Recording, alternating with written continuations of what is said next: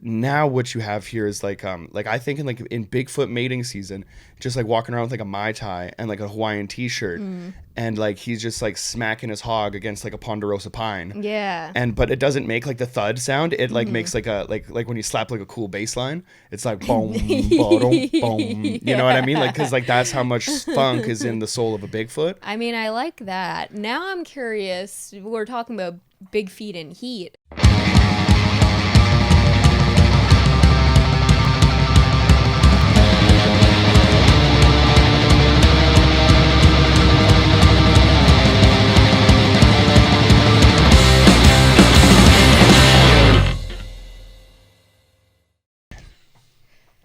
Hi, this is Show Me Yours with Jackie and Jonny. I'm Jackie Agnew.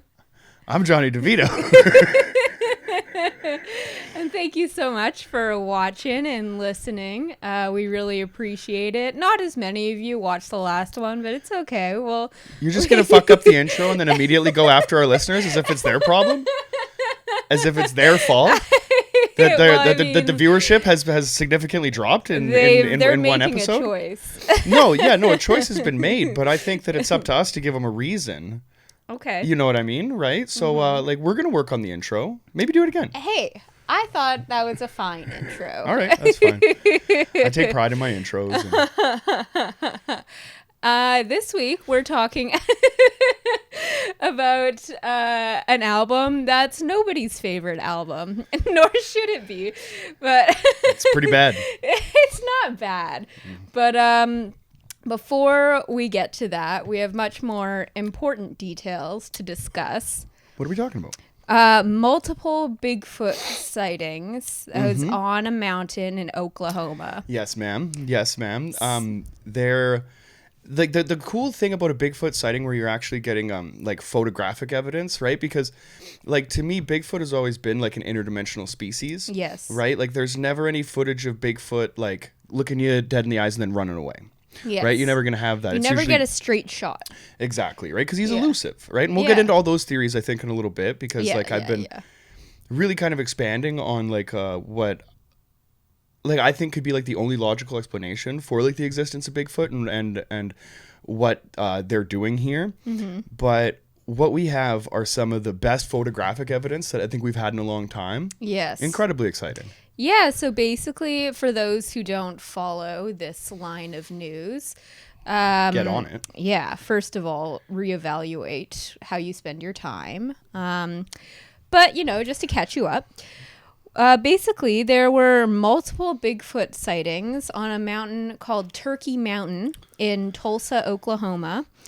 And there was a bunch reported on the official Facebook fan page for this mountain. And the local authorities said that they received many reports from travelers who said that they saw a Bigfoot-like creature at the location.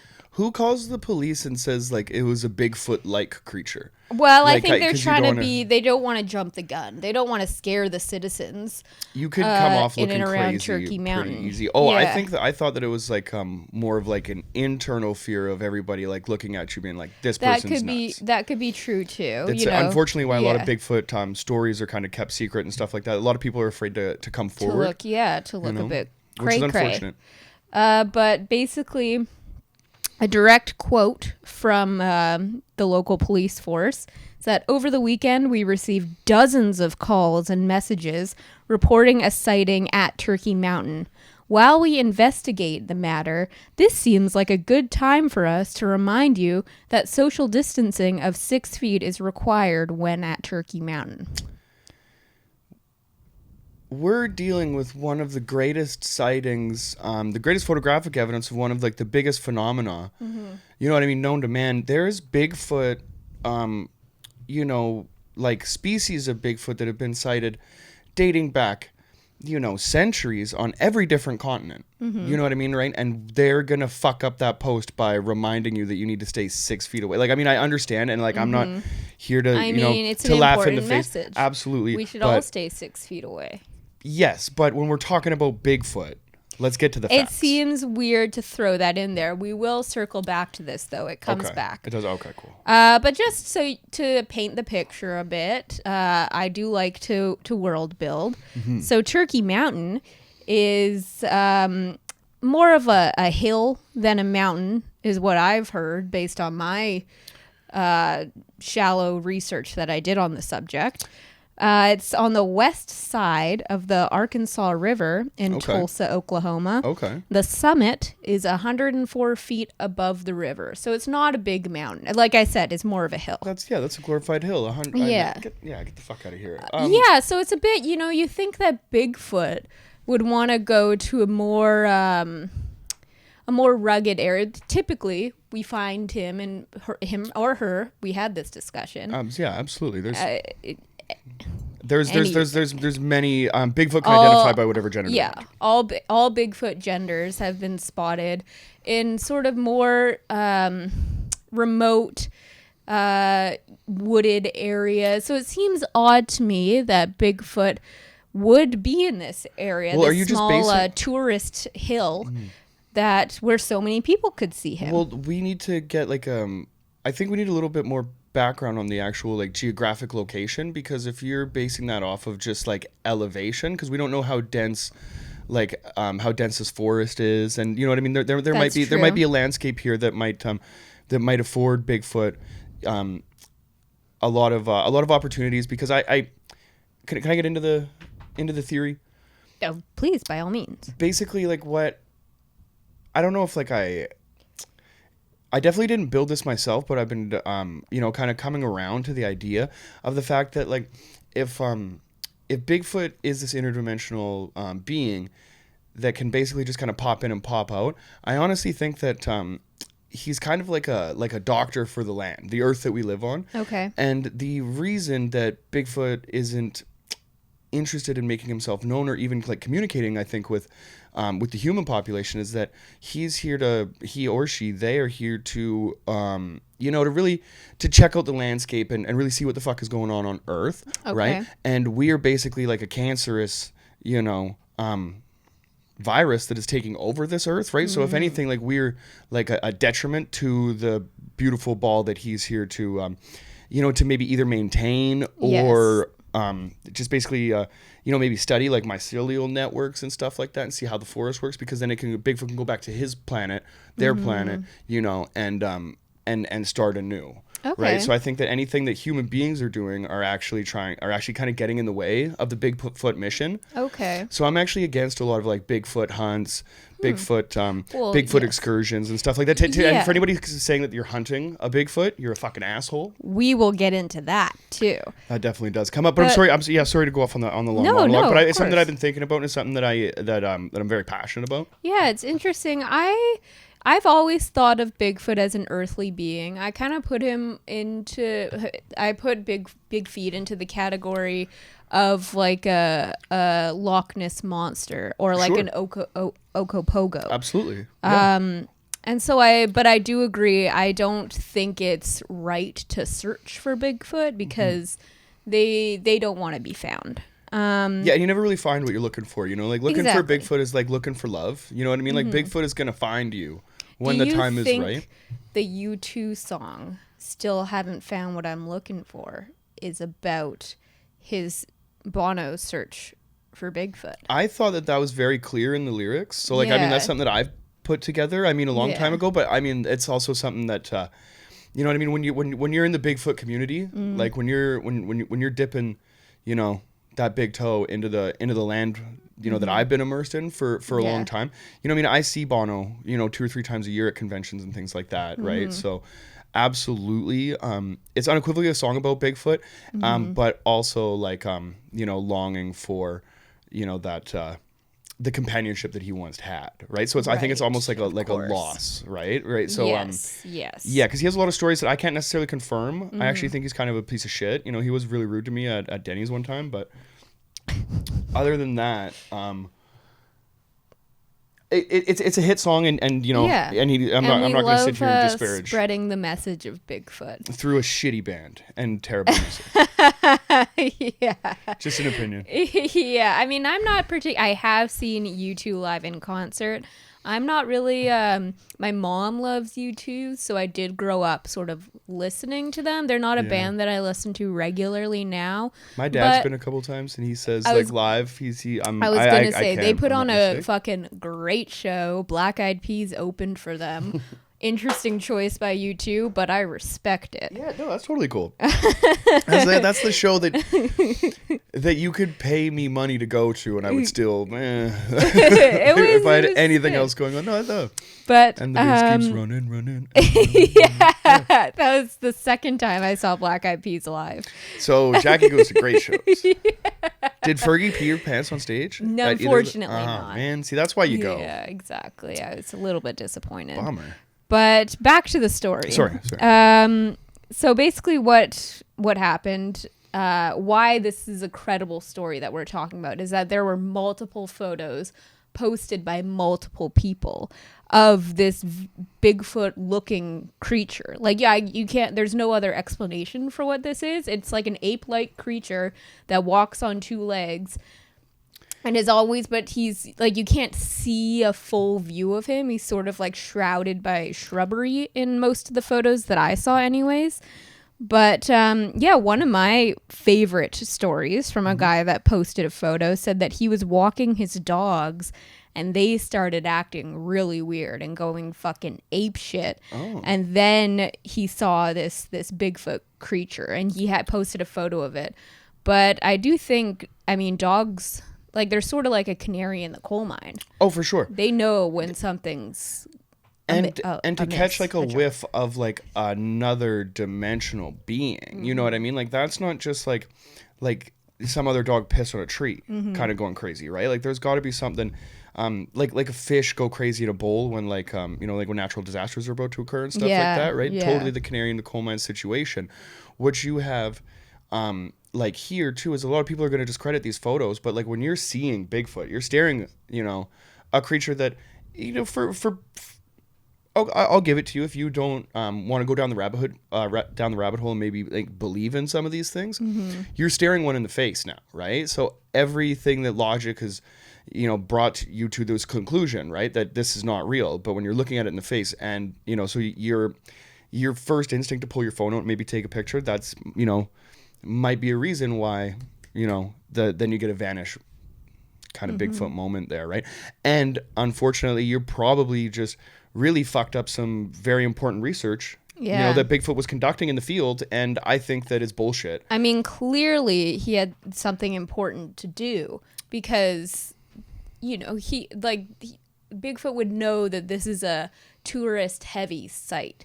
So would probably steer clear of the trails where people are often walking. Absolutely. So there was something important that had to be done. I think every time there's a Bigfoot sighting, then there should be like that area of the woods should be closed down, probably for the better part of like maybe like a year and a half, so that all Bigfoot can get in there and like actually, can conduct whatever research they have to without like human interference. Because Jackie, can you get into this in the same state where the sighting has happened? Yes. Now, like, they've also brought in a bill that's going to be up for debate here about a Bigfoot hunting season. Yeah, a controversial bill has been introduced in the state of Oklahoma. Fucking despicable, Oklahoma. To have a Bigfoot hunting season. So if you're a hunter, you have your license, you can buy, what are they called, tags? You can buy the tags to go out and hunt Bigfoot. And he's even suggested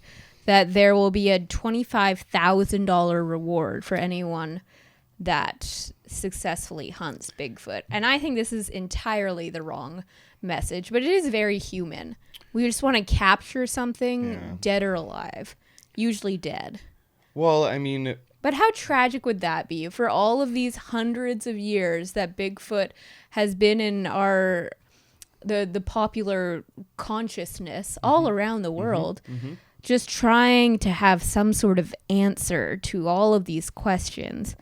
and someone fucking kills him. Some despicable fucking cowboy from fucking Oklahoma and butt fuck nowhere thinks that it's okay for you to just recklessly endanger the lives of, we don't even know how many Bigfeet are living, if the ones that are coming here are like, if they're just like a very scarce number of them doing whatever they can to like rebuild their homeland. I think it's so fucking reckless and despicable that you could potentially completely just decimate a species that doesn't want anything to do with us, has never done anything to harm us. No. Right? There's and never it's not been like no one's going to eat Bigfoot meat. Get the fuck out of here, right? There's not a market. It's going to be some asshole that stuffs it and puts it on his fucking wall, and I'm going to stuff that guy full of dick and put him on my wall. I guess, I don't know. You don't have to fuck him, but like, it's like quite the display. I didn't mean to get into that. It was just like it was like he's like trying to, you know what I mean, like force his fucking beliefs and shit. I was gonna ram that dick of justice down his throat, and I realized now that's not the way to do it. But I get hot about this kind of shit, Jackie. I know. So, I mean, my God, no, it's okay. Thank you for bringing it to my attention, but like at the end of the day, I just think that it doesn't always have to be about shoving dicks in people's but it's an egregious overuse of power, and it's and it's something that needs to be stopped without dicks, with legislation. Dicks don't have to be brought into it, but they could be. I mean, we've talked about, if he turns out to be a really nice guy and like maybe we hit it off, then like dicks might be in the equation, but there would have to, like, we would have to go on some crazy kind of, you know, journey, like a buddy cop movie to get to the end where we're like, oh, you know what, like that, now we're actually cool. And I don't see that happening with anybody that could have this kind of thought. Yeah. I do not support hunting Bigfoot, but if, say, a Bigfoot corpse was found and we could study that for scientific purposes. Absolutely.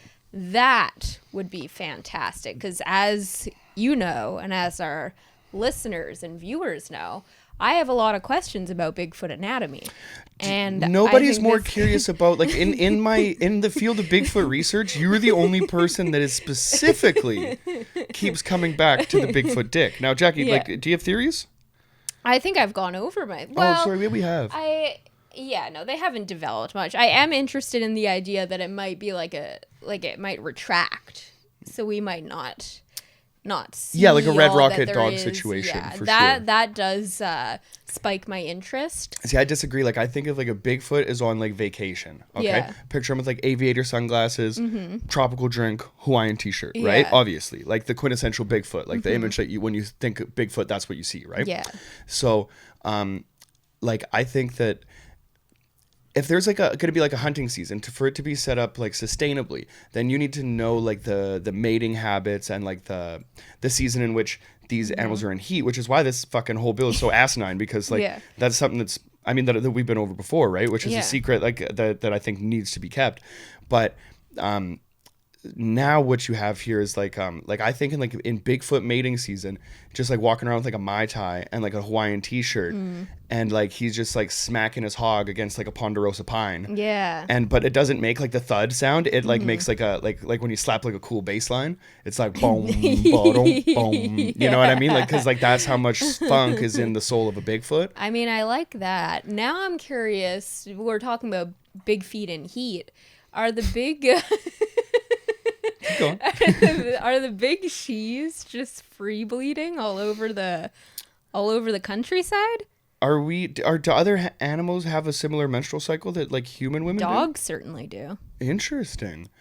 I hope that that's not the case, but then I do feel like because it's a lot of hair down there and stuff right there, so a lot of it, like, it would definitely be matted and kind of like an unpleasant sight. But that's also saying, but like the hair of a Bigfoot is like flowing and luxurious, like of that of like a Johnny DeVito or something like that. I assume that the texture and the quality is like the same thing. Yeah, you know what I mean? Probably like some kind of natural like shampoo conditioning. How do they bathe? Method. Is it like cats do? Like they lick themselves clean, or do they use like the natural sources? Do they always live close to bodies of water? Such a great question, but it's just purely up to speculation. You know, at this point, just because the creatures are so elusive, unfortunately. So when I was researching this story, I consulted the Bigfoot subreddit, and they, of course, fantastic. They had thoughts on this these sightings. One guy okay. said that he used to live about 30 miles south of this mountain, Turkey Mountain, in Tulsa, Oklahoma. And he said one day he was hiking with his ex, and they were walking by the creek hunting mushrooms and berries and wild onions. And they went on this expedition, and on their way... and green onion, sounds like a delightful dish. Right? Sounds like a lovely day of foraging. Right? And on their way back, his ex started gesturing wildly, her eyes wide and not saying anything. And so he looks, sort of follows where she's gesturing to. Yeah. And on the rocks next to the creek, there were 4 piles of wild onions arranged according to size and had all been washed. But there was no person or nothing around them, and it was completely quiet. Interesting. And so then they just like got freaked out and went home. And then he said that night they heard, because they lived like in this area, like on the sort of mountain. Yeah. That night they heard like weird sounds on the mountain, and that they sort of they can justify. It's like, oh, maybe it was like an elk or something. Yeah. But they've never been able to explain these sorted onions that they found by the creek. You know what would be cool if like the weird sounds that they heard at night was just like pots and pans and like a fire kind of clinking, and then in the morning they just had this like lovely like meal, and it just said, thanks for not taking it. Yeah. You know what I mean? Right? Because like Bigfoot is like, oh shit, he's probably hiding behind the tree being like, fuck, man. Yeah, I'm just trying to fucking wash my onions. Yeah, I didn't know these guys were coming. Okay, just give him a minute, because like he's gonna like, I think if he booted out, I don't know if he has to come back to the same, like I don't know what like Bigfoot interdimensional like time travel rules are. Purely speculation at this point, so I don't know if you'd have to go back to like a spawn point like in a video game and then have to like, you know, meander through the mountains to get to his spot. So I mean, you're probably trying to hold down that location as long as you can. Okay. So like, if anything, so if they found like a salad at the door in the morning, then like that would just be like probably like a thank you gift from you know, the most gracious and generous offering. You know, crypto zoological creature in the known universe. Yeah. You know. And so finally, to sort of go full circle on this, Turkey Mountain said that they are going to investigate these sightings while also reminding visitors to practice social distancing. Now, upon further research, it appears that this whole thing was an elaborate scheme organized by the mountain and the town to remind people of social distancing. A guy came out in the Bigfoot costume holding the head, being like, it was me all along. And Oklahoma organized this whole thing to remind people to keep 6 feet apart. Are you fucking kidding me? I am 100% serious. I didn't tell you before because I wanted to. Because you knew I wasn't going to read the article. Fuck. Oh, my God. I just found this out like earlier today when I was looking at more about it. Oklahoma can go fuck themselves for a multitude of reasons. When I was younger, I'm maybe like, I don't know, 4th or 5th grade or something like that. One of my best friends' name was Robin Cornelius, right? His mom met a man and like fucking she moved to Tulsa, Oklahoma. You know what I mean? From Trail, British Columbia. Yeah, fucking of all places. Went to Tulsa, Oklahoma. Took one of my best friends when I was a kid, right? So I've been like, fuck Oklahoma for like, I don't know, probably since like the early 2000s. You know what I mean? The musical is a piece of shit. They fucking destroyed Black Wall Street, like fucking absolute genocide, right? Like Oklahoma's been on my shit list for fucking years. And now they're going to fuck with me like this? Right? Yeah, it's pretty upsetting. I am hot right now, Jackie. Yeah. The Oklahoma City Thunder can go fuck themselves. I don't know anything about Oklahoma. But everything else about them can go fuck themselves, right? Yeah, they don't have, like, I mean, is Russell Westbrook still there? No, he's not even, fuck you guys. Nothing worthwhile. Not even Bigfoot. Not even big. You're hunting Bigfoot, in fact. You're putting out tags to attract. You've been leveraging Bigfoot to profit yourselves for a minute now. First, the hunting, trying to sell these hunting tags for a good fun keepsake, just profiting off the idea of slaying and murdering in cold blood this beautifully elusive creature, and now you are toying with this species and toying with the minds of all of us who want to believe. And preach, Jackie. What? Who the fuck needs to be reminded at this point to keep 6 feet apart when you're outside on a fucking mountain? It's fucking despicable, and the fact that they like that it just goes to show how shitty Oklahoma is, that they don't even give a shit. They don't even have the faith in their citizens that they're not gonna fucking, you know what I mean, keep themselves safe in the midst of a global pandemic. And first and second of all, if you're on a fucking mountain and you're walking around and you're being a dick about a fucking mask, like get 6 feet further away from me and go fuck yourself. Yeah. The Oklahoma. Right.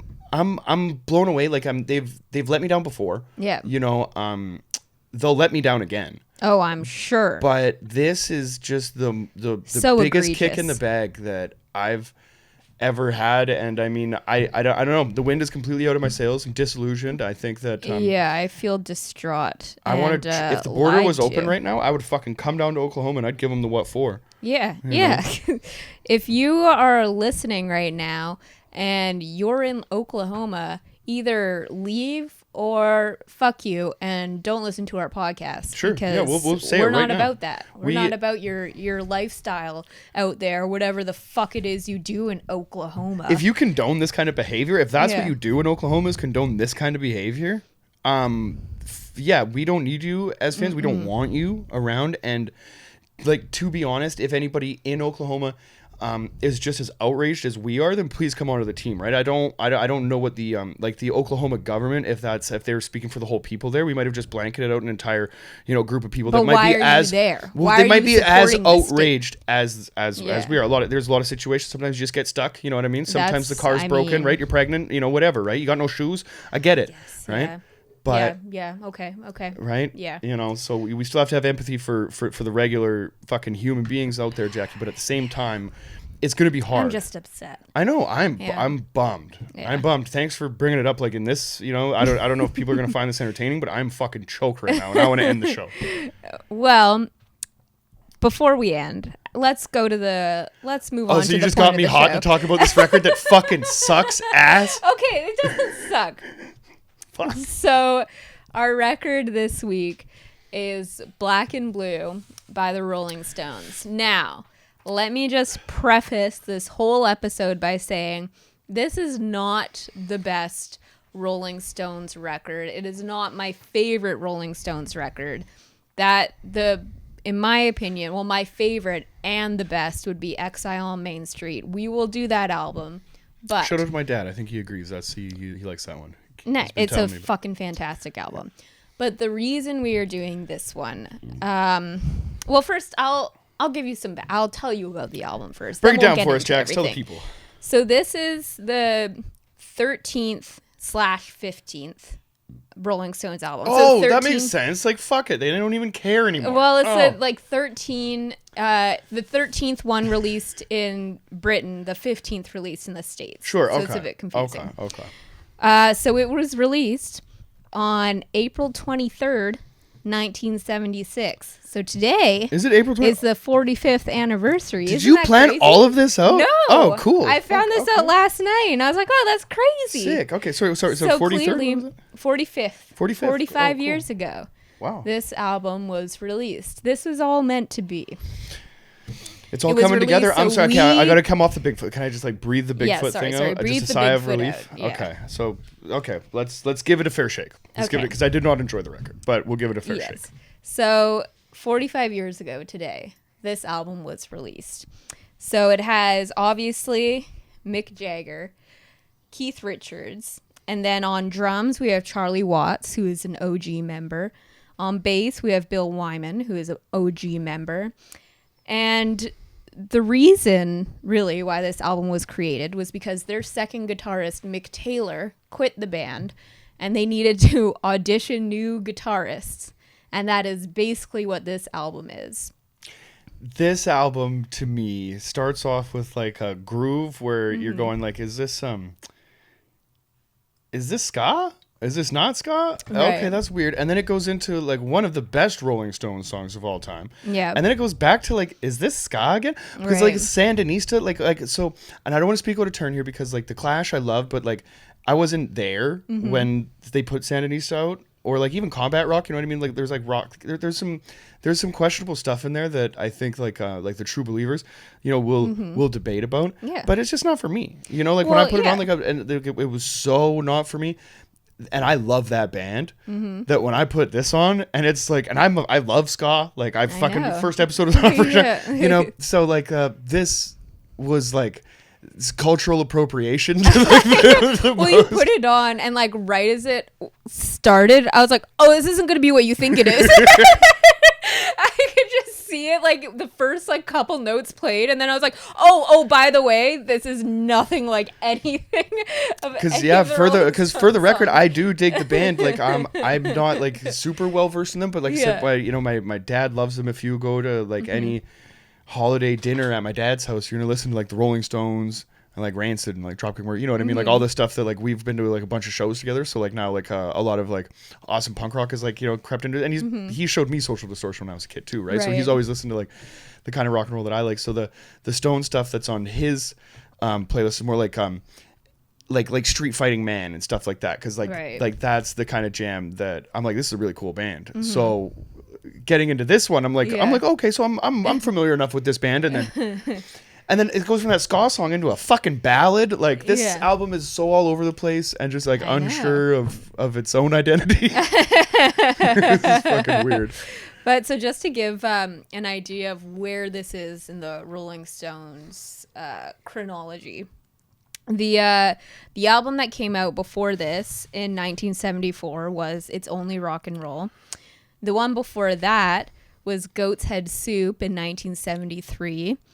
And then before that, it was Exile on Main Street, Sticky Fingers, Let It Bleed, Beggar's Banquet. So they had all of these fucking like hit album, huge like. Would you say they were the biggest band in the fucking world at this point? Did this had to be a kick in the bag? Or I didn't hear those other, like, what was it, Goat Blood Soup or whatever the fuck was Goat's Head Soup. Goat's Head Soup? We'll talk more about that album too, because that's significant. But basically, so from 1968, we get Beggar's Banquet. So that has like Sympathy for the Devil. Ooh, that's a good one, yeah. And then 1969, Let It Bleed. So Gimme Shelter, You Can't Always Get You What You Want. That's probably the most iconic. Yeah, absolutely. Okay. Then 1971, Sticky Fingers, another iconic album. Do they have like a 68 to 82 greatest hits? Because I bet it's a fucking banger of a probably. I mean, all of these albums have hits on them. That's impressive. Yeah. Are they good records front to back? In my opinion, cool, I love all of these records. Sweet. After 1972, Exile on Main Street, 1973, Goat's Head Soup. This is where, I mean, I don't want to get too much into this because I come back to this later. Sure. But 1973 with Goat's Head Soup. I mean, you get Angie with that record, but most people will say, and I would tend to agree, that this is when they start to kind of decline. Jackie, you can say it. If Goat's Head Soup sucks. No, I don't think it sucks. I don't. But it's sort of when, I mean, you come from Exile on Main Street to Goat's Head Soup. It's suck adjacent. I think there's, I don't know. You know, when I get into something, like I get like way too into it, right? So I've just been like listening to this. Not to promote anybody else's podcast or whatever on the thing, but on the Road to the Skeleton Coast is by Brendan Kelly by the Lawrence Arms. He's discussing like being in a band and having like a record come out that comes to like define your band. Nobody really gives a shit about anything that happens before. Like your before catalog kind of becomes validated based on the strength of, like, you know what I mean, this timeless classic record or whatever. And then there's obviously expectation, you know what I mean, to put something better out. Yeah. And like their attitude is like, well, like, why do it if it's not like the best thing that we've ever done, right? And like that's why those records like continue to get great, you know what I mean, or like not get great, like get better, but also different, like confident enough to like try a little bit of a different thing, but still make it great, from like Oh Calcutta to Metropole to Skeleton Coast. This, it's like all over, but 15 fucking records later, what do you do? I don't know. I don't know enough about it to disparage it. Yeah. And so, but it sounds like they're fucking phoning it in. Well, So, like I said, this was recorded after Mick Taylor quit.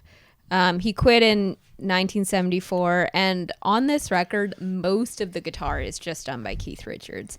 And they had like a lot of guitar players show up to audition, but there's only 3 others other than Keith Richards who are credited on this album, and that is Wayne Perkins, Harvey Mandel, and Ronnie Wood, who would Count Ronnie Wood, the vampire in the back of this weird record, and there's like 4 other guys in the band. Like, that's fucking cool. Yeah. Hey, you made it. Well, there is.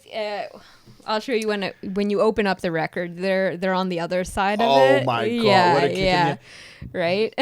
for anybody, this record just screams like the epitome of, he's asking like, "Do you want to fuck?" And he's Mick Jagger, so at the time, whoever he's asking is probably saying, yeah. Keith Richards over here being like, "Hey Mick, you want to get some coke?" Yeah, he's like, where's the coke? Yeah. Where's the and coke? then him in the back is just like, I'm here now. I'm going to drink the blood out of both these men's penises tonight. And then, is he still the guitar player in the band? Yep. To this day, he is. Hey, he got the job. Yep. And what song does he play on? Better be fucking Hand of Fate. No, he does not play on Hand of Fate. Negrita? Yes, he plays on Negrita. Oh, okay. He plays on the last one, Crazy Mama, which is also it sounds like a classic Rolling Stones song. By the end of the record, you're like, oh, okay, like I see what they did here. Yeah. But track 1, 3, 4, There's 5 some, is like, what the fuck is going on here? To the point that by the end of it, like, it's not cohesive. It's not like an album. Yeah. To me, like, I mean, obviously it is. But yeah. like, Well, but it isn't. It doesn't have a overarching theme. It doesn't know the songs don't blend into each other. There's nothing really holding it together. And even Keith Richards himself, in like an interview, they were asking about this album. He was like, "Oh yeah, that album was used for rehearsing guitar players. So that's what that one was about." Like, that's all they have to say about it, because that's all it was. It's like, fuck you guys. Yeah. Like, rehearse your guitar players in your own time. Yeah. But that being said, like, if I was like a purist, like or like a true Rolling Stones fan, then I would be psyched to have a release where they would have the fun and have the balls to put something out that might alienate themselves, or like have like casual fans be like, this record sucks. So yes, I will give them the credit of having the balls to do it, and like credit where it's due. Yeah, well, I don't know if it was the balls so much as like they were like, we're the Rolling Stones, we can do whatever we want. Well, that's balls. But that's confidence in like knowing what you've done before. But like, it's so weird to yeah, it's like, confidence that sort of eclipses the quality of the music, which is again something that I'll circle back to, so I don't want to get too into it now. But basically, this album, it mixes like their traditional rock and roll style with like reggae and funk and ska, and it's sometimes all unsuccessfully. Over the place. Often unsuccessfully. And it's all over the place. Fool to Cry was the only single that had any kind of success. And that single did go platinum. Which, yeah. Beats me. Sometimes, yeah. But most people found it forgettable. The reason why I chose this album is because I think it's just so... I've always found it such a weird but interesting departure from anything they did before or after, and I always just, I don't know, for whatever reason, it always stuck with me that they chose to release this, because there's probably 3 solid songs or 4 solid songs on this album, but any of these songs they could have held on to and released on later records. Absolutely. Yeah. It reminds me of like of a similar story in where the state of Oklahoma had the opportunity to not do something shitty. Yeah. Right? Like they looked at their hand that they were dealt and went, we can pull a Bigfoot card out from our ass. Completely, kind of shock and awe everybody, because like I'm a little bit upset because like the photo evidence now, like I look like a bit of like, I'm so hopeful, like I'm so want to believe that that I didn't read the whole article because that's not what I do, and I just kind of like examined the photos, and I just got really excited, right? Because like I know, like I believe Bigfoot to be true in my heart. Yeah, you know what I mean, right? Just like I'm sure like a Rolling Stones fan, 25 years ago or 45 years ago, believed in the Rolling Stones. You know what I mean, right? So like, much like the state of Oklahoma, you should keep that fucking thing in your pocket until you have like enough material to do something great. Yeah, it's an interesting choice. It's fucking bullshit. But that I'm so hot. Said, like you fucked me up with that information, and now like I'm shitting on one of the best bands in the world, given not the greatest record, but I don't think that I'm giving this like a fair enough shake now. Like I feel like I'm just hot. This album, it might not be great, but it might not even be very good. It is not Oklahoma. I'll cheers to that. I will cheers to that. It is an egregious overreach and abuse of power. But it is not Oklahoma. Okay. But and it does have probably my favorite Rolling Stone song, if not my favorite, definitely top 2. Which is Hand of Fate, which is the second song on the album. Fucking great song. And it gets... It's a song that not a lot of people know about because it's buried inside this fucking flaming piece of shit. Yes. I will totally agree with you that like it has like a really cool I don't know, they almost get like gospel-y sometimes, like when you can't always get what you want and stuff like that. Yeah. That kind of like almost like reminds me, like it gives me the same vibe of that, but still has like a cool rock and roll feel to that song. It has like a purely rock sound to it, and he's telling a story. He's telling a story about like a guy who's seeing a girl, and her ex-husband wants her back and comes to kill him, but then that guy ends up shooting the ex-husband instead, and then he's on the run. It's so relatable, right? Like, which has happened to everybody. Which is something that we've all been through. Find me one guy that hasn't happened to, and I will find you probably like a homosexual man that had to do that to like his partner's like husband or what, you know what I mean, right? Like we would have just been like the only thing that would have been different is gender, right? Because that's a tale as old as time. Yes. Right? I've probably shot the husband of like at least 3 to 5 women just during COVID. Yeah, right? Which is you shot my husband yesterday. But we haven't talked about it yet. I didn't shoot the deputy though. Yeah, and I think that like if that motherfucker like he had it coming, and I'm gonna shoot him in his other fucking kneecap if he keeps talking shit. But that's just some man shit, Jackie. Yeah, that's just toxic masculinity. I can't say I understand it, but it is a classic tale. It's what it is, right? Techniques dripping from my butt cheeks. Sleep on my stomach so I don't fuck up the sheets. Biggie Smalls. But yeah, I love that song. I think it's a classic Rolling Stone song. It's a classic rock and roll song that the kind that I love, that tells a story, and it has a fucking incredible guitar solo at the end. This was the song when I first heard it. I don't know how old I would have been. Probably, I think I went through like my, back when I was a kid. When like getting into a band, it's not like you could go on like Spotify and find it, but like it was still like I was a teenager. Yeah, did you even have a record store? Like that was the thing. No, like I had older people around, and like you could kind of like I'm sorry not to cut you up, but like my older brother had like Slayer and like Pantera and all these things and like Metallica and shit. So I knew that I liked hard music, but I knew that like these guys are assholes and like there's something. But there was like there was options and variety, and there wasn't like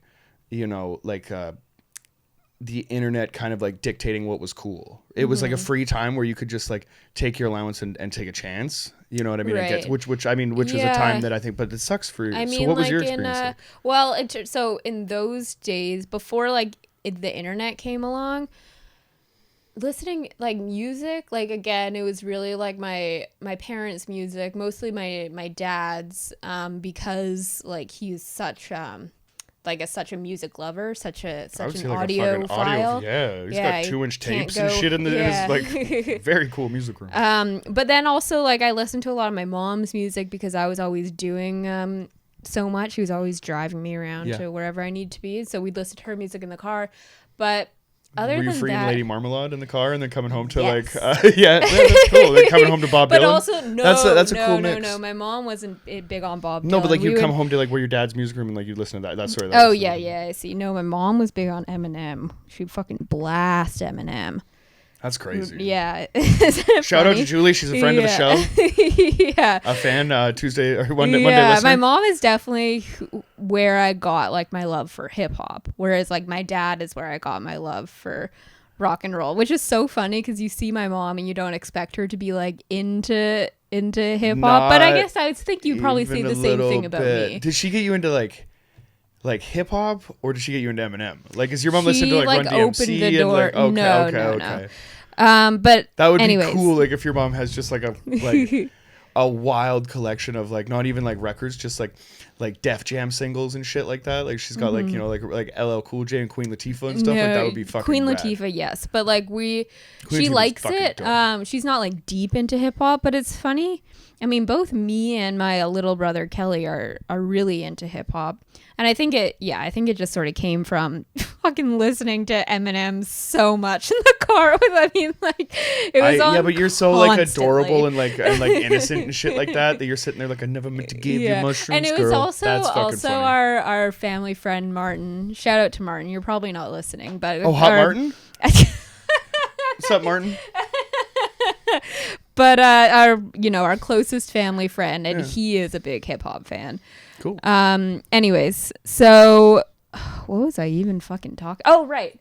So other than that, as a kid, I mean, music, we would go to like Victoria to the mall sometimes, and I would go to H&M and find some CDs. I remember coming here when there was the big Virgin Records store that I think later became an HMV. Yeah, it's where the big where Victoria's Secret is. Yeah, I remember that store specifically and spending hours in here whenever we came to Vancouver. Oh, I got a cool story about that one too. Like I love that place. Yeah. But in terms of like me finding the Rolling Stones, it was when I was in high school, and basically how I would find music then, or how I would get into bands. Because there was no Spotify. There was like iTunes, but I wasn't about to fucking pay for every album at that point. And so I was already buying music and shit. So like as soon as like I couldn't put the music on my phone, or there was like a few years there where it was like kind of hard, and they just wanted you to buy. Like fuck you, I've already bought this.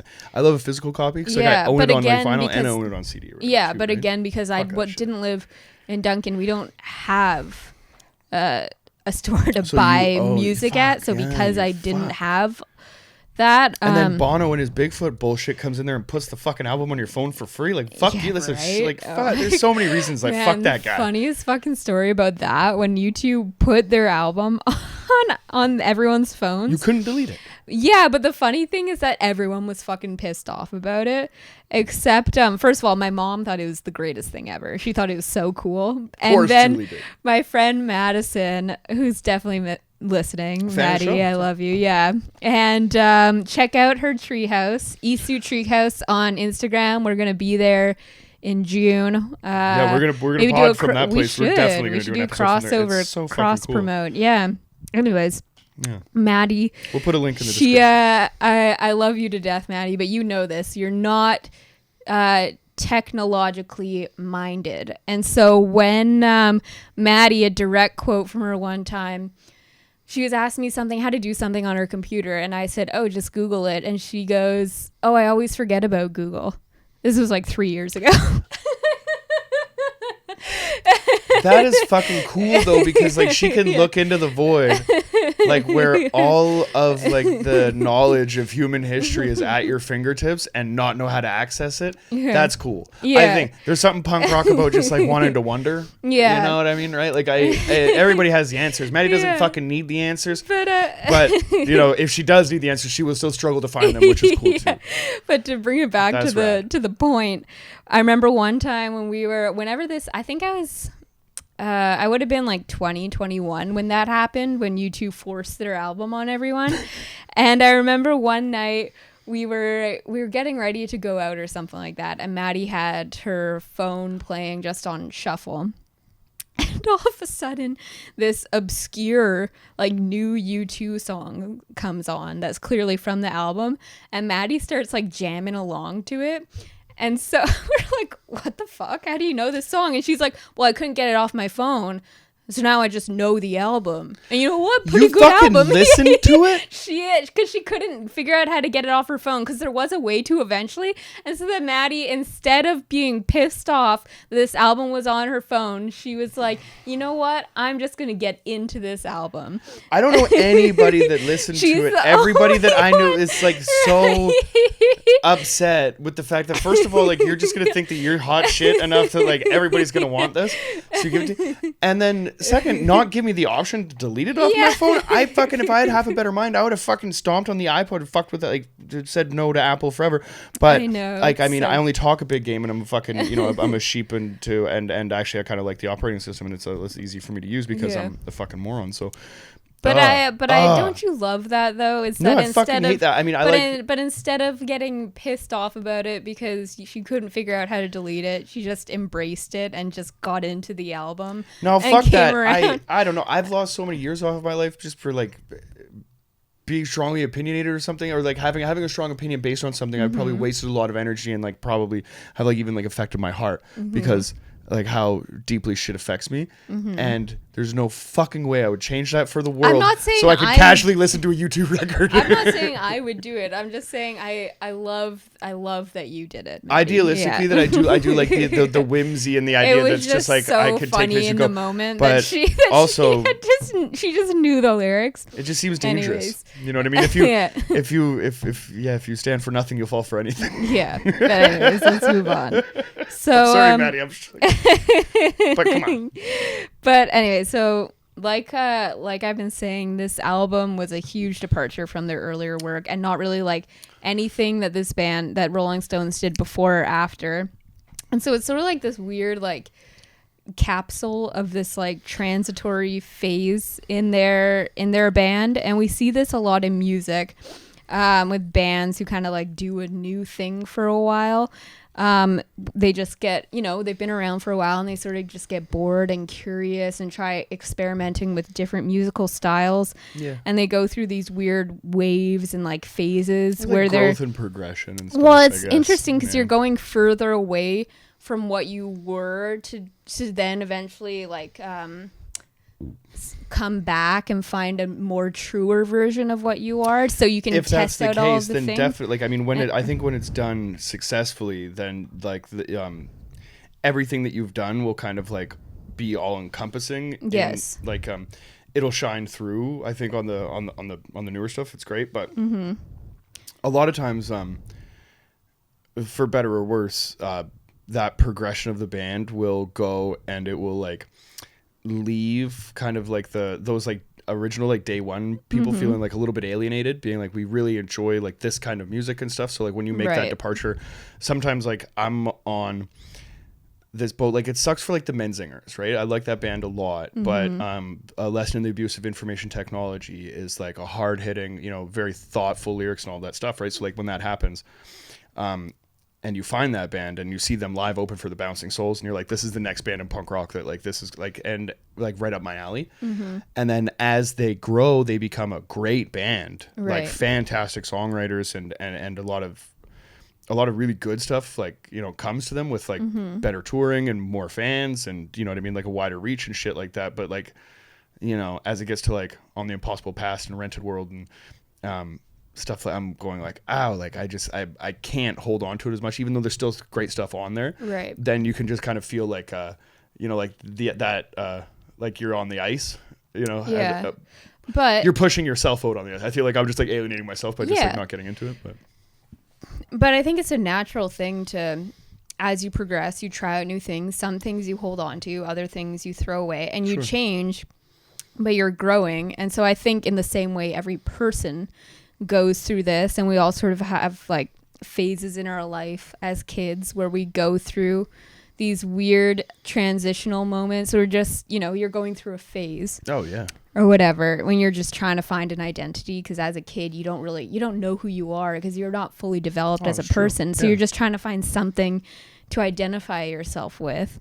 And so what is we're going to keep it to one for the sake of time, but what is a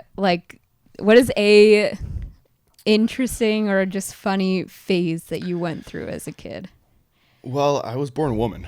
No, I'm just kidding. I'm sorry. Off the top of my head.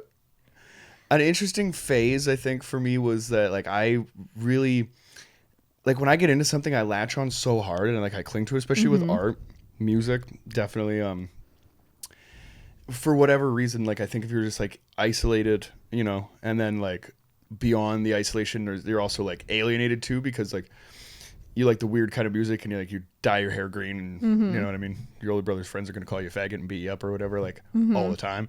So like once you get past that, okay, this is my life now, then like I'm okay with like trying some, some like different things. But then all my friends just stopped listening to punk rock and I'm like the only kid, like, so I'm like now even like the few kids that I had, like on board with what was going on musically just kind of left. And then I was just like, oh shit, I either like have to like catch up or at least learn the words to what my friends were listening to. Right. And it went from like a hard shift from like, you know, like 13, 14 years old, like punk rock, like let's start a band, to like immediately maybe like 14, 15 years old of like we commit crimes now. Like the neighborhood had kind of like swallowed us up and some of my friends were like selling drugs and they're doing all this stuff. And then like once you find like hip hop, I found gangster rap before I found hip hop, right? Like it was like that shit that they were talking about, other than like a lot of like the gun violence, everything else was like right in there as far as shitty living situations, you know, dealing with junkies every day and your friends are selling drugs and, you know, you're stealing shit and getting in a fight, whatever, right? Like there was all of that stuff that was kind of encompassing. And like just like as like an art kid, I was like, oh fuck, like duh, you know what I mean? This is more punk rock, you know what I mean? I justified it for whatever reason because like I was so like tightly wound in these ideals of punk rock, and then all my friends switched everything and I was like, oh fuck, like I'll just put on a bigger shirt and like do that. And then like you really do kind of like fall in love with the culture and stuff like that. But I would say like the phase that I went through was basically just like trying to like find my like an identity or whatever and like put a stamp on it. So I don't know, it's not a phase, Mom, but yeah, definitely like I'm so like without even, because there's been like a few of those, and even like when I started like playing basketball in high school, like in like the younger years, and like I was like getting like positive responses and shit like that, then like I just felt like, oh, if I'm getting like positive feedback from this, then all my energy needs to be like dived into it, and my entire identity needs to like be surrounded like by this thing. So at that point I was like this like punk rocker with like long black hair, but also I was like, you know, going kind of like in this like basketball direction. So I'd be like running up and down the court with like my fucking stupid locks just like flying everywhere. And long black, you know, fucking hair, death rock, just, you know, super like AFI sad kid or whatever at that point. Like it was the hardcore had kind of left and we showed you that thing. So yeah, I'd say like any time. There's been a few transitional periods, but all of them regrettable. When I was in elementary school, again with Maddie, my friends Shelby and Danielle were also part of this, but me and Maddie got like really intense about it. We went through a phase for years. We were obsessed with cows. I tell you, anyone who I went to elementary school with who sees this will be like, yeah. Or if I run into anyone from elementary school who I haven't seen for years, they're going to be like, they're always like, oh, you loved cows. Like we were so into cows. Like where the fuck are you from? That's like a viable thing for like childhood like obsession or like I don't know. I think it's because did you like to like work with cows? No, or like just like the animal, like we just loved cows. Is there dairy farms around the area? Yes. Okay. Many. Yeah, it's like farmland. So you're like straight like drawing cows. Oh yeah, I think I've drawn a cow. I know like, you have a little character that I've seen you draw. Yeah, we used to draw those all the time. Me and Maddie, we were so into it. We made like We in Out of grade context, 6, those 3 words were great. Like, I'm just kidding. So we made in grade 6, we got like militant about it. We made in grade 6, we created this cow school. And like recruited people in our class, and we would like, I don't know what the fuck we were doing in school. Sounds fascist. We had all this time to run a secondary cow school out of the classroom, but we would write these tests that had such subjective questions like, what is your favorite color? What is your favorite number? Like, what is your favorite sport? Like, what? Jackie, by grade 6, I had already been like, I was like almost on my way to like buying and smoking weed regularly, and I think I was just about to lose my virginity. Like, this is fascinating that's your grade 6 experience. And we ran this cow school, and we like, you know, marked I don't the condone tests. like my way or your way, but somewhere right in the middle you might find a regular human I being. had this like whole binder for cow school that had people's tests. We had a lot of students. Jesus. And we, you know, had the tests that we kept in there, and then we would rank the students. And like, I still have this fucking binder. It's still in my room on the island somewhere. And like, me and Maddie had all these plans to, we would always draw were you like start a dairy farm? No, we were gonna live in a cow house, and we would. I think this was like a creative thing because. Did you ever like, want to like liberate the cow, or like so like this is where like veganism came into? Well, like, it's funny because me and Maddie are both. Maddie is no longer a vegan. Because she has a family that she has to cook for and stuff. That doesn't respect her. Truly. Sorry. I'm looking at you, Ty. Sorry, bro. No. But yeah, me and Maddie both are animal lovers. And so I think that is sort of the root of it, where we both like empathize with the animals a lot. But for whatever reason, we clung onto cows. And we used to spend... in like grade 4 and 5, we would spend hours drawing out our future house that had like 7 floors, and like each floor was for like a different thing, and we would have all these detailed elaborate drawings about what this house would be, and we would always call it the cow house, and the cows would live in the house with us. The fuck are you talking about? Such an embarrassing chapter of my life. This is ridiculous. I'm sorry. Like, I don't mean to like discredit it. I'm just saying that like, what the fuck? Yeah, this is just the tip of the iceberg. No, but I won't go too far into the cow weeds. I mean, Jesus Christ. It's interesting just because like you're like 13 years old at this time or whatever. So like youth. Way younger. It started when we were grade like, 6, like 12, 13? Grade 6 or 12, but it started when we were, I want to say it must have started grade 4 because we weren't in the same class in grade. Okay. Yeah, grade 4. So we would have been like, I don't know, 12, 11, 10. We would have been like 9 when this started. Okay, cow school. No, cow school didn't come until grade 6 because it evolved. But fuck, I guarantee. Like, it's a wild face. I'm just saying, like, I don't even know.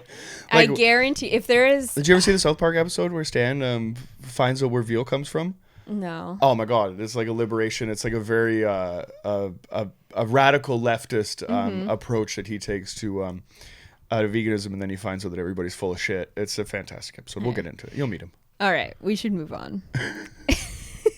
So fucking cow school. Yeah. So I think it's because I just needed. I think it was a creative outlet more than anything else. No, I know. I just think it's highlighted so well, like the difference between like our just like upbringing and shit like that or whatever. Yeah. It's like at that same time, I'm like, well, I don't know. My friends just don't want to like hang out and smoke weed anymore. Now we have to like. Yeah. You know what's funny? Actually, in grade 6 like too, me and Maddie also went through a phase. Me and Maddie were the weirdest kids. I got my first assault charge in grade 6. We also went through a phase for a couple months where we had I'm not going to say who, but we had this crush on this guy that we grew up with, who we went to elementary school with, and he was like the heartthrob. But for us anyways, and long flowing hair and like pegs on his bike. But anyways, we went through this phase for a couple weeks a couple months, like every day at school we would come dressed as something different. So one day was like detective day, one day was like tennis day, one day was like pajama day, and every day we would take on literally a new like persona, and we would come out in our outfits every fucking day. That is cool as fuck. Like, I'm into that, with like headbands and wristbands and shit. To just try and see like what this guy responded to. And we would like take on, I remember detective day, I had this notepad I was carrying around the whole time, and we just start like interrogating people for non-existent crimes. That's rad. Like, I'm super into that. I didn't mean to shit all over the idea, because like that is cool. That is a pretty like creative outlet. Did you try butt naked? We did not. Oh, because like I mean, we might have responded. I don't know. Did he ever respond? No. Fuck that guy, then. But anyways, we're gonna move on. So, so like I was saying, 3 years before this album came out was Goat's Head Soup. Yeah. And that is where it's, I guess the best way to say it is like sort of the beginning of the end of the Rolling Stones as they were in their prime. Yep. And it was sort of when the quality of their music started to decline, and their like reputation and success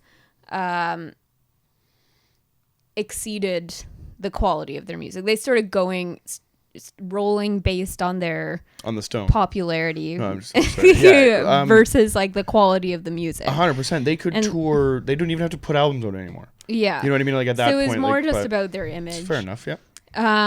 But that was 1973. This album comes out in 1976, and the Rolling Stones having sex with the wife of the Prime Minister of Canada, being jailed in Canada for drug use. That's where the World of Faraway Eyes. Cool story. We'll talk about that another time. Sure. But like the Rolling Stones, they're the fucking Rolling Stones. You know what I mean? Sure. But the rest of that sentence was going to be the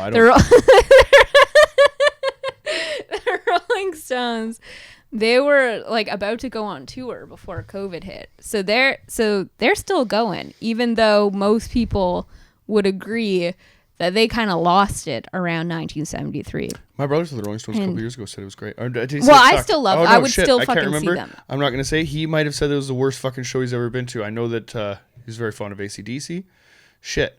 Yeah, I'm not going to speak out of turn. I would still fucking love to see them. I think they're great, but I think that like in our like culture right now, we're obsessed with this idea of like longevity. Yeah. And it's like the ultimate marker of what makes something great. Like if you do for something for a long time, whether it's a band or a TV show, that it means you're successful if you do it forever.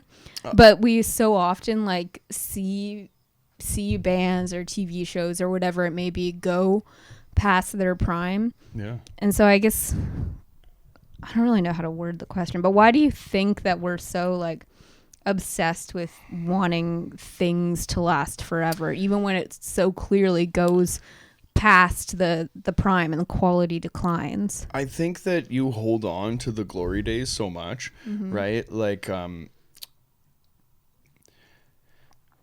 being a fan of like a particular style of music and kind of like basing your fucking like, I don't know, personality instead of ideals after and whatnot. Like once you kind of establish that, and then a band that you love like Bad Religion goes and makes Stranger Than Fiction, or like and then the New America and stuff, and you can kind of see like where the fuck are they going. Even now, like a more recent reference, like I just said, the Menzingers, the Flatliners, same thing. Like this started off as like a hardcore kind of ska band, and you're like, this is something so different than I've ever heard before, that now they're doing like Tragically Hip covers and like definitely going off in that direction. You know what I mean? And good for them. Tragically Hip covers that you didn't know were Tragically Hip covers. Head by Century? Yeah, no, I knew it. I'm pretty sure I did. I can't remember. I don't know. We were getting into it, but I'm pretty sure I fucking told you the guys that was the reason I'm putting the song on. But anyway, we don't need to argue on the podcast, I'm pretty sure I had shown you yeah, never mind. Yeah, no, it's off the album Division of Spoils. Anyway. But I had shown you this. Never mind. Are we gonna get into it right now? No. So, God damn it, Jackie! Please let me get through this thought. No. What what you want is that you want that moment where you found something and it feels like yours, or you were like a part of something. To give you like another example, like when you find that like that piece of music and that community behind it or whatever, like this is like our thing, right? So when that band starts to go in a different direction, you're like, what the fuck, right? They're just drifting off and we're just like kind of left behind here. Either you kind of go with them, but like if your ideals are like kind of held there, you don't. Same thing kind of happens in sports. Like growing up as like a big Kobe Bryant fan, and like so I'm like 6 years old, 1996, right? Stone Cold Steve Austin is just broken through. By the way, go watch the A&E documentary on Stone Cold Steve Austin. It might be one of the best piece of filmmaking I've ever seen in my entire life. Oh, where did you watch it? I just watched it last night with my dad and my brother, and I had fucking goosebumps the whole time. It was sick. At the same time, Michael Jordan is also like thanks. So like that's my childhood, right? O.J. Simpson, Michael Jordan, Stone Cold Steve Austin. That was like what I remember from my childhood, and it was the coolest time ever to be alive, right? Larger than life, you know. Every star in the world is just competing at the highest level, and stabbing allegedly their wives. You know what I mean? Which is like what a time to be alive, right? So there, like you heard it here first, folks. So when I was like so into that, but at the same time too, like I knew that Bulls team wasn't my team. Do you know what I mean? Because I was like just it got me into sports, definitely. But there was this young rising star out in the West with an afro and number 8, and his name was Kobe fucking Bryant. And so for like my youth, I knew that like all the older people in my family were like, Michael Jordan is the greatest of all time. You know, and some older, but I grew up in like a white neighborhood, so they're all like, no, but Larry Bird though. Yeah. And you're like, fuck Larry Bird. For real. Yeah. So but like now Kobe is here, right? And it's a different generation, it's a different era, and it's exciting to watch. And then Shaq goes onto the team, right? So now you have Kobe and Shaq. And like not being a basketball fan, I don't want to bore you with the details here or whatever, but it's the same thing. Like they win multiple championships together. And now like I still have a Chicago Bulls hoop here on my thing. It's been there since 1996, but that doesn't mean like that's just out of respect for Michael Jordan and what he did, to introduce me to a sport and all of that. Kobe Bryant is the reason that like I'm a basketball fan, is the reason that I played it, and all of that. It made it so exciting to watch, right? So when some kind of shit goes weird in the early days and stuff like that, he gets like Shaq off the team. He could have played with Karl Malone, and he was one of the first sports players that I remember like dictating the structure of the team and like the organization around it. Yeah. And he caught a lot of flack because, as fans were like, what the fuck are you doing? You know what I mean? Like keep the thing together, right? Like if you're not able to compete at that high level, then fix the fucking problem. And I think the same thing will go with music, is like you guys already know like how to gel, but if it's time to depart, then like the people who aren't a part of that thing, like I'm not in the band, right? So I have no say in where they go musically. I'm not on the team, so I have no say in what they decide to do, like going into the future or whatever, right?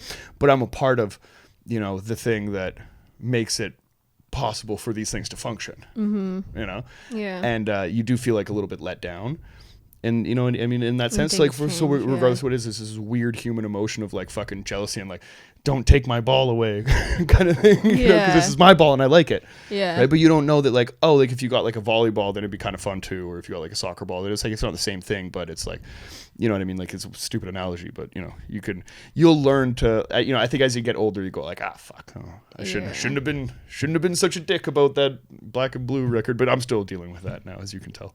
Yeah. Sometimes I still fly off the handle.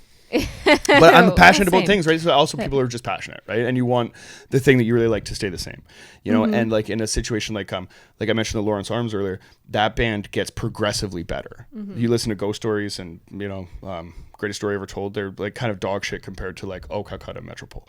If you listen to Aesop Rock, it's completely different on the hip hop side, so abstract and so weird at the beginning, and now I think that artist continues to get better because he takes chances, right? So had I been a fan of their earlier stuff, I might not enjoy the direction that they're going in. So I don't know. Yeah, I think it's just, it stems from like, we obviously as humans are adverse to change, and I think we're so afraid of things ending that we're okay with things going on past what they should be. True. Because it makes me feel better to know that the Rolling Stones are still kicking it. Like there's this line in Almost Famous where Jimmy Fallon's character, he comes in as like the new manager of the band, and he's sort of trying to like revamp their image and saying that like you've got to you gotta milk your youth and what you have now for all it is. He's like, because you think the Rolling Stones are still gonna be up there dancing when they're in their 60s and stuff. And Mick Jagger's still doing that fucking and that's fucking shit. what's happening, man. It's a funny line in the movie because you watching, you're like, haha. I wonder if Mick saw that and he was like, guys, we're gonna do this until I'm 65. Fuck that guy. Yeah. well, I mean, like, and that movie came out in like 2000, so it was already a joke then. Yeah. Because it was like they're still going, and that movie is based in the 70s. That's wild. But now it's like 21 years later, and they're still going. And on one hand, it's like, yeah, if they had stopped after after Exile on Main Street, that, I mean, they would have gone out on top, but then they wouldn't be the Rolling Stones, because part of the stone has to keep rolling. They wouldn't be rolling. They would be fucking But it's also it's the part Rolling of Stone that stopped. Yeah, even though they obviously are past their prime, but they're still. But they're still kicking. It sort of makes you feel better now that you could see the you always need to like equate for nostalgia, right? So like with the Rolling Stones, like anything that's coming out now, you're marketing to like 25 to 35-year-old men because they spend their money on retarded shit. Right? Yeah. And not to use the R word lightly, I'm sorry, but I don't give a fuck. It's just whatever. Like, it's the money that I spend is dumb on things like to somebody else's opinion, right? But I am like nostalgia can be marketed to me. Right, and that's why you see like video game consoles coming back, and like Nintendo's, what I mean. So, but I think you kind of like you can repackage your shit and sell it back to somebody like years later, and it doesn't seem disingenuous or anything, because like people want to feel that nostalgia, right? So I think that's why the Rolling Stones, that's why Paul McCartney, any of these people can still hit a stage and sell out a fucking arena, because there are people that want like to see again, that shit. like not so much on the like money making side of it, but I think again the reason why you can do that is that it all goes back to people wanting things to last forever, and you hold on to things because life is changing and fleeting, and shit ends, and we're all gonna die, baby. You're surrounded by loss at all times, and we're terrified of that. And so if you have like the Rolling Stones, or that's why I've been to Alice Cooper every time he comes through town, because like I fucking love that, and I will go see like I'll honestly never. But I mean, like in terms of something that you can hold on to, you're like, oh well, at least. Whoever, like, whoever this person that I grew up with, say, like they just died or whatever, but at least there are still these things that we can hold on to, these comforts. So you're like, well, at least they're still kicking. Well, totally, right? And I remember like celebrity deaths or whatever, right? Like everybody dies, right? So it's a bummer to hear about, but like when somebody goes like kind of like before their time, I think like that's a tragedy, and that's like a part of that thing that you still want to hold, right? Is knowing that, hey, that's a thing that I love, and I love to support. I was Bernie Mac when Bernie Mac fucking died. I was like actually like really upset, right? Because that dude went through so much, and then finally, by the time he finally got the Bernie Mac show, I didn't even think like he enjoyed doing it, and what like I just wanted that guy just to like to have all the sex, have all the success, have all the sex that he Bernie wanted. Mac had all the sex. I'm big boned, if you know what I mean. The funniest motherfucker alive, right? Yeah, but like no, he deserved all the success that he had. So get like your sitcom money and shit like that. But you think like I would be totally cool with him going on like a George Carlin run and just going like, as long as he could, and then. Even George Carlin died in his fucking hotel room in between shows, right? So it's whatever. You if you like shit, you hold on to it. Yeah, exactly. I think that's the thing. So and then how much you like that, kind of like for whatever reason, like humans just kind of like kind of take ownership of something at some point, right? So like it does feel like a betrayal when it leaves, or maybe like goes in a different direction that you were expecting, or something like that, right? Yeah. Well, even like it's funny, like the Chili Peppers are a band that I love, and we'll do an album of theirs soon. But they recently had a change in their lineup where John Frusciante has come back into the band, and so Josh is no longer in the band. And as someone who loves the Chili Peppers so much, and I'm so attached to that lineup of Anthony, Chad, Flea, and John, because I think that other than their original lineup with Hillel I think that 4-piece, I think that is the band. And when John left, it made sense. But they found a new sound with Josh, and they grew, and they became something different. And it was great. But still, when John came back, you could tell it's the groove. I was like, oh, this is the best. Like, even though it's sad because they'd grown and they created this new thing with Josh, and I love Josh. Yeah. It's still like, oh, it's back to how it is, back to normal type thing. I know. There's Pennywise, the band that was hugely influential in my early. I think I saw them when I was like 13, screaming "fuck authority" on the stage or something. I was like, that's my shit. As they went on and progressed, I think in like 2014 or something like that, Jim leaves the band, and that's when the lead singer leaves the band. Yeah. Right. So that means you're fucking done.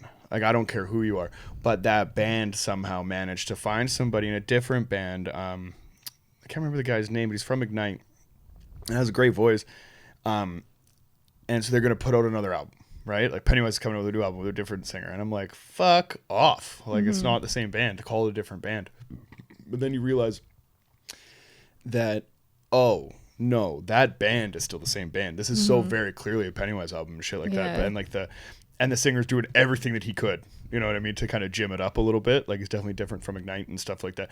That I got it, and I mean, not my favorite. I mean, kind of by then too. I think like my taste in music kind of like evolved a little bit, or like the soundscapes, even like within punk rock. That like I'll love to put on a Pennywise record, but like if they're the new stuff, I'm not really like waiting for anything to blow my doors off. They prove time and time again that they're gonna kind of stick to what they do and go through and make fast kind of punk record or whatever, right? I'm not saying they haven't done great stuff in between there. From the Ashes, there's been definitely some good shit in there, but to have the balls of kind of, you know, do a new record with the singer, new singer, same logo, everything, and they played a show. I went and saw their show, and I was like, this is fucking like, okay. And it's kind of like MF Doom kind of sending somebody else there to perform in the Mask or whatever. A little bit more successful, I think, than Doom did with that whole thing. But but then you're right, like coming back maybe like 2 years later or something, Jim comes back to the band, and the same thing, like you're saying, with this Fragente character, this mysterious unknown band of the Red Hot Chili Peppers. I don't I see what the way that the Red Hot Chili Peppers kept putting out music and I didn't notice. But I know exactly what you're feeling, because like a band that I like a lot. You just get attached to something. Fuck yeah, that's your thing. And any kind of like unfamiliarity kind of will like breed like a little contempt in my heart. Be like, hey, wait a minute. Yeah, I mean, like, we're you fucking with the thing that I like to change, even though it's constant. And like the only thing that's guaranteed is that things are going to keep changing. You're going to lose things. How did we go from Bigfoot to here? This is a wild show. But okay, to circle up so my last question. All right, so to sort of round it out here, so this album, as I said, it came out in 1976. So at that time, it's sort of touching on what we were talking about earlier. If you're finding new music at that time, especially, you're just, you know, going to record stores, and if a band you love releases a new record, you buy that record, and then you take home this record, which looks fucking awesome, and you play it, and you get whatever this was, and you're like, what the fuck? And you're like, why the fuck did I spend my money on this thing? And so says the gal that spent the money on the actual record, which is well, so that's goes to my question, is that what have you spent money on that you not necessarily regret, but just like it was stupid? Oh, Jackie, in a lifetime of bad decisions and regrets, you asking me to nail down one. To touch on what you just said, Outcast like defines it perfectly. I think is it on Aquemini or AT Aliens? I can't remember, but you know, you go into to a record store asking for that new Outcast, and they're no, but you got just people just trying to pump bullshit on you, right? Pimp trick, gangster click. If you know, you know. Anyway, I've made some very poor financial decisions in my life, and one that comes to mind is it's my first time in Vegas, right? So my mom and her best friend, who I call my auntie, she takes me and my brother down with her sons, right? So my mom brings me and my brother down. My auntie, right. Yeah, my auntie brings down her two sons. Right. And we're all kind of like the same age, and we've all been best friends for like, our entire lives. More so like the younger brothers and the older brothers. Yeah. Right? So the younger brother, Dan, he was in my delivery room when I was born. Love you. And Dan's older brother, Darren, and my older brother are best friends to this day as well. But the personalities are kind of like different in the friendship dynamics there. So there's always been a time where my brother's a little bit more chill and Dan is also a little bit more chill. So like they'll kind of link up and hang out. And in Vegas, when me and my friend Darren got together, oh my God, Darren's married and has okay, so I can't go into the into the full details of this story. Yes. But let me just say that I was 21 years old. It was my first trip to Vegas, and Capital One had just given me a credit card for $3,000 because they're an irresponsible company. Yes. Right. So I go there and fucking tattoos and drinks and crazy. I'm not a big gambler. So I didn't lose any money at the tables. Like I just spent money on ridiculous shit, right? Yes. So much so to the point that I think at like 3:30 in the morning, I'm on the phone with Capital One trying to up the limit on my credit card. Oh my God. And they're like, totally. Like, you've been paying the bills and everything like that. Because so I'm not going to stress this. Like, Capital One is a fucking irresponsible company. They're answering a call at 3:30 a.m. Yeah. Oh yeah. For someone being like, I think you got to bump up that limit. Yeah, so it's Capital One MasterCard, right? Yeah. And they're going like, well, we think your card is stolen because there's been a lot of activity in Vegas all of a sudden. I'm like, no, it's me. Trust me, I'm here. So give me more. I'm outside of the Sapphire.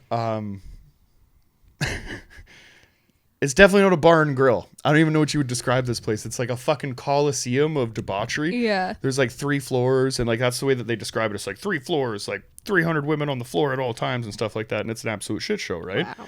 Now, like I don't like frequent those kind of establishments, but when you're like when you're a kid and you're 21, I mean everything goes out the window. So yes. I'm outside this place asking MasterCard to up my limit. And they're going, oh, okay, cool. Like, can you just give us we just need to confirm that this is you. Can you just tell us like the last 3 transactions that were attempted on your card? And I said, yeah, I'm trying to pull $300 out of a strip club ATM in Vegas right now. So the last 3 transactions are my card getting declined. So let's up this fucking limit. Yeah. And I remember saying that and being like, that's like the most regrettable sentence that I've ever said in my entire life.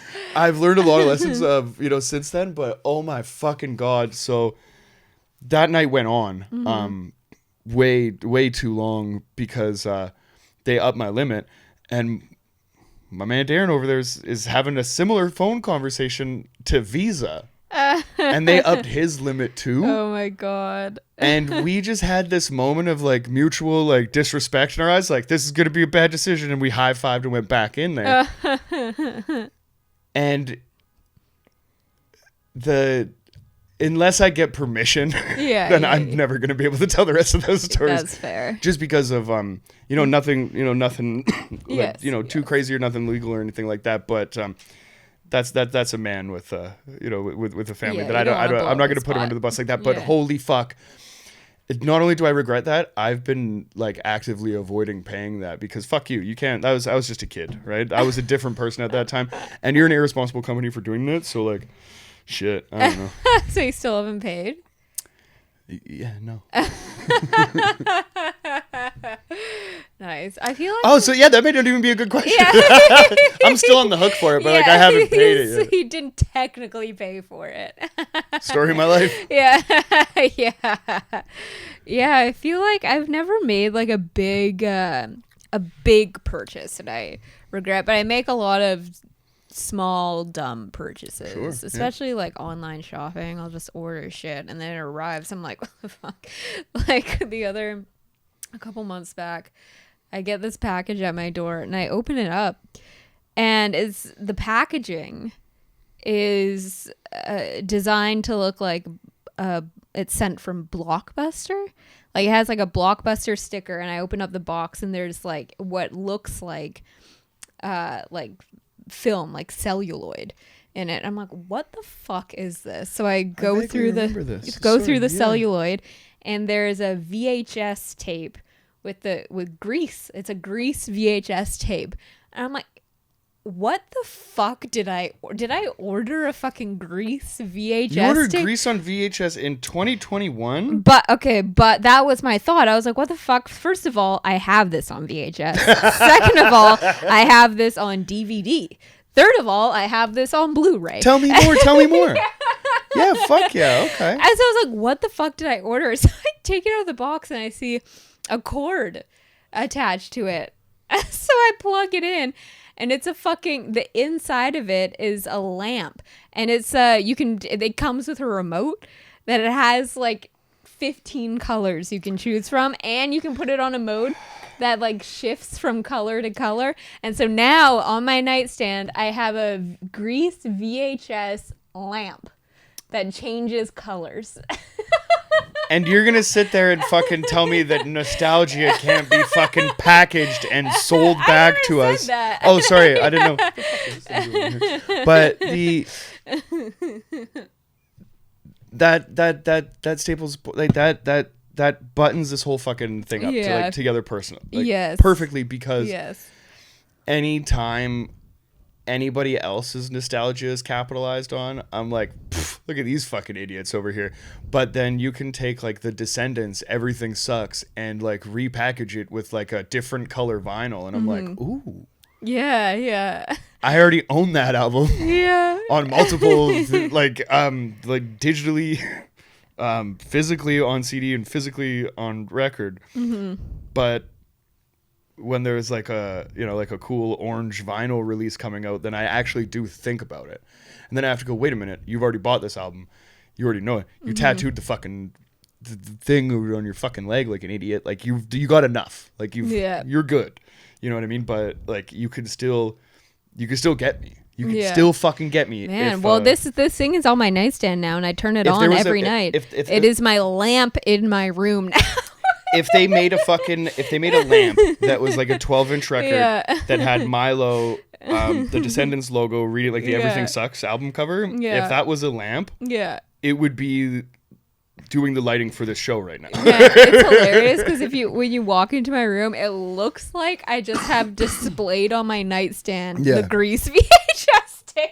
It's like, and then I'm like, oh wait, and I take out the remote, and the remote doesn't work that well, so I have to press the fucking button like 5 times, and then it shines, and then I always turn it to red because it's like a less like it makes it's a cool vibe in the room if it's like a red light. You know, it's like a dark room with red light is like signifies sex. So like if somebody's walking into the room and they're already like, this is a little bit weird with the VHS thing. I'm like, don't worry about it. But now that VHS tape is just going to emit the mood of sex in the room too, which is like super weird. Yeah, it's super weird. I think it's fucking cool. It's funny as hell. But it's I use it every night. Anyways, to read. Any final thoughts on the record? Final thoughts on the record is that it's a pile of shit, but it does have like some endearing qualities, because like I was saying, like I was listening to it today at work and not enjoying it. We had a fun listen through together the first time, and then just to do the diligence for the show, right? I'm gonna listen to it a couple more times. So I was kind of singing like, I forget the rhythm to it again now because we've been talking, but like Negrita, Show Me Your Balls or whatever. Like I've been kind of singing that all day, and Negrita. So there definitely are some redeeming qualities here, and I'm not gonna say like it's not the worst record I've ever heard. And like the second song for a band that's so highly decorated, you know what I mean, to come and put this effort forward so late into their career, it's almost understandable. But like I have no skin in the game, so it didn't let me down. It was just fun to be able to tell you that the Rolling Stones sucked for a couple, like, you know, I mean, whatever, right? Like it was a fun time for me to have some fun with. So, yes to this episode, no to this record again. Yeah, well, we'll get into a better Rolling Stones songs later. But I feel good about the episode. I feel like I was a bitch for a minute there, and I feel bad about it. You feel like you were a bitch? Yeah. No, because like I brought it out of you because I was being a little antagonistic, which was fun, and I noticed like I thought like maybe I should tone this down, but nah, fuck that. It's fun, right? It's fun to. No, I've felt bad about it for like half an hour. Now. I didn't feel any heat. I've also just been like I worked all day and I've been kind of having beers, so I don't really give a shit. But we're cool. We're still gonna be friends after. Oh, of course. Oh, okay, cool. Then the show's still going to go on. We're fine. One thing that I do want to say, before we get out of here is support your friends. A good friend of mine that I grew up with, a guy named Dustin Gilchrist, him along with some other people that Jake Schimmel and Wyatt Angelelli, some people that I'm friendly with for a long time. Dustin and me didn't grow up together, but he was in one town over, and I've known him since I was just a very young kid, and I've never met anybody that's been so just consistently cool. You know what I mean? For an entire time that I've known this person, I'm from a town where somebody's going to let you down eventually. Yes. And you're like, oh, okay. Yes. It wasn't the case with this guy. And him and with those other dudes that I mentioned, they started a clothing brand that if you notice why I'm not wearing a black t-shirt today, that's because we got you know, we put a thing, let's support our friends. Know Your Roots is a clothing company, kyrsupply.com, I believe. Go there, get some shit. They're great people that actually give a shit about what they're doing. And this is very we ordered these last Saturday, so they got here today. I didn't know they were here until we just became until you showed up to film the episode and you had the box in your hand. So I didn't know until I was leaving my place to come here, and I was like, oh shit, that's perfect. Right before the episode so it took came. So happy. So it's Friday now, so it took 6 days to get here. These are great quality. They're so soft. I mean, yeah. I get nervous sometimes ordering online because you don't want that like tough, like crispy shit. Yes, yeah. But these are soft. They're American Apparel. I've been wearing nothing but punk rock t-shirts for like 20 fucking years, and they all like some of them are good, some of them are bad. This one is like, yeah. I'm gonna wear it a lot. Yeah, same. I'm very excited about it. And this one is just awesome. If you're from my neck of the woods too, and you see like Trail, Ross, and Castlegar on this thing, it's pretty cool. Yeah. Pretty cool, and I like it. All right. Well, so, thank KYR you. Supply, thank you very much to Dusty Gilchrist and everybody at Know Your Roots. Yeah, these are awesome. Thank you so much. And thank you everyone who's watching. If you're watching and if you like the podcast, maybe share it. We would love for you to share it in your stories on Instagram or wherever. Give us a little free advertising. Fucking helps. That would be, we would love that. That's about all I have to say. Other than that, yeah. Fuck this record and let's get the fuck out of here.